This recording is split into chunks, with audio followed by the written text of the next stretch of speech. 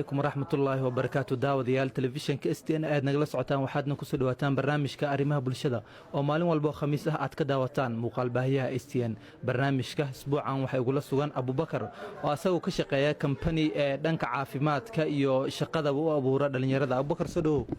وادوها ما شاء الله وما حسنت هاي دمان SN TV وحان لي SN Star TV وحان لي هاي وما حسنتين سيدو قروح بدن واد maanta xafladii kambaniga Tian sadaanahay meesha aan ku qabaneenay aad noogu imaateen insha Allah soo dhawaada Abubakar mar labaad ayaan ku soo dhaweynayaa waxaad nooga warantaa guud ahaan kambaniga wuxuu qabtaa iyo faa'iido uu leeyahay bulshada Soomaaliyeed horta ugu horeyn ani magacayga Abubakar Ali Cabdi ayaa la dhahaa kambanigan waxaan ku soo biiray 2018 bishii December taariikh 25 ayaan ku soo biiray almost hadda 1 year and 2 months ayaan ka shaqeynayaa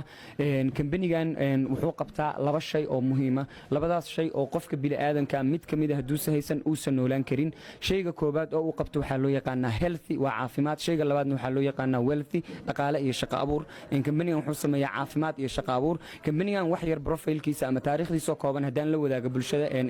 STN anaga daawanaysa kambanigan waxaa la dhahaa Tianis waxaa la aasaasay 1992 waxaa laga aasaasay wadanka China gobol ka tirsan oo loo yaqaan Tianjin kambanigan wuxuu soo saaraa more than 2000 product in ka badan 2000 oo shay oo kala duwan productyada uu soo saaro waxaa kamid ah wax loo yaqaan households alaabaha guryaha lagu qurxiyo oo sharaxaad loo dhigo wuxuu kala soo saaraa wax loo yaqaan cosmetics tan ugu muhiimsan ee qaaradda Afrika ugu badan ee marketingka uu ka sameeyo waa wax loo yaqaan food supplement ama daawooyin dabiici ama herbal medicine loo yaqaano daawooyinkaas oo xanuun kasta oo qofka bini aadanka ku dhaca daawooyinkiisa ah wadankan aan ku sugannahay ee Kenya kambanigan wuxuu ka shaqo bilaabay 2003 in ka badan 15 sano ka shaqeynaya xaruntiisa ugu weyn waxay ku taalaa wadanka Nairobi gaar ahaan Westland guri magaciisa la dhaho Onga House sidoo kale townka wuxuu ku leeyahay ilaa 3 xarumood xaafadda Islii ee Soomaalida waxaa nooga furan xafiis ayaa ka furan xafiiskaas oo hadda sanad iyo ku dhawaad 6 bilood shaqeynaya sidoo kale dhammaan deegaanada Soomaalida ay degto haddii noqoto Soomaaliya kambanigan wuxuu ku leeyahay xarumo fara badan Muqdisho kale ilaa 5 xarumood ku leeyahay iyo dhammaan gobolada iyo degmooyinka wadanka Abubakar marka hadii aad noo faafahisid cudurrada uu kambaniga Habalku soo saar uu daaweeyo maxaa kamid ah ma sha Allah horta daawooyinka kambaniga uu soo saaro daawooyin looguma yeero laakiin waxa loo yaqaan food supplement daawo hadaa dhahdi daawo waa wax chemical ama drugs waaye kambanigan daawooyinkiisa ama productigiisa hadaan wax yar ka hadla ayaka iyo drugska ama chemicalada difference-ga u dhaxeeya waxay ka kooban yihiin 3 qaybood kambanigan wax soo saarkiisa qaybta koobaad waxa loo yaqaan cleansing waa qashin saar toxic level ka sunta kiimikada qofka jirkiisa ku jirta ayay